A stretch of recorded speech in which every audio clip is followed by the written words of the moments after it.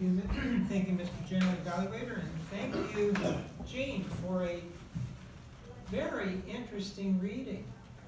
I know it's difficult to evaluate a reading rather than a regular speech because there are different parameters you follow, and especially more difficult when I don't have the manual to go by, but that's okay. It was a very fun and interesting reading to listen to. I'll talk about first the content, and then I'll talk about the delivery. Content. Ambrose Bierce, a famous American satirist and author, he wrote a lot of fascinating and very interesting stories. And The Boarded Window, that was the name of the essay, or the short story. Didn't know where it was going, but it started out very, very well described, the frontier of America, and the log cabins with the forest around them, and you could imagine, have mental picture. You develop a mental picture of what the author is describing, and you feel like almost like you were there. And then the story about Murlock and his wife who thought had died, and the story ended the way you would expect a Twilight Zone episode.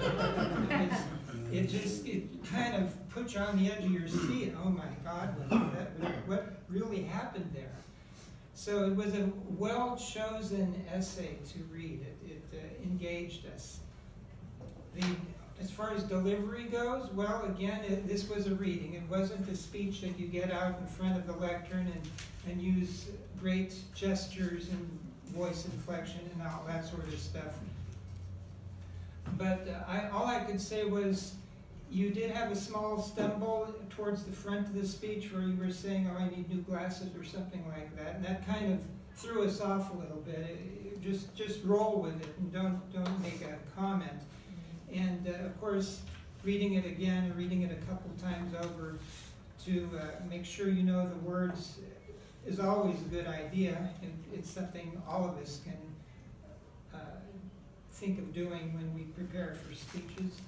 Perhaps a little bit more voice inflection. I'm not looking for eye contact because you are reading. You did look up occasionally, which was good, and you did occasionally use a little bit of gesturing, but you were holding the book, so we can't expect a lot of gestures or